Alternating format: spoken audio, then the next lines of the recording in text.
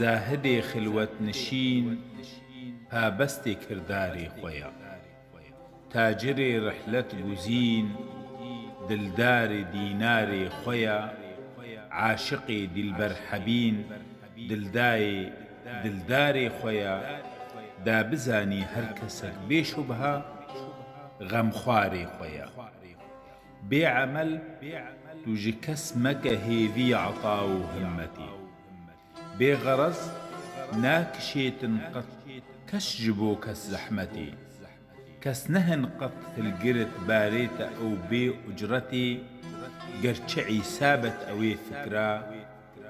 ger û barê xwe ye. Hoşyar be da nekê umrê xwe bê hasil telef، لو ku nadit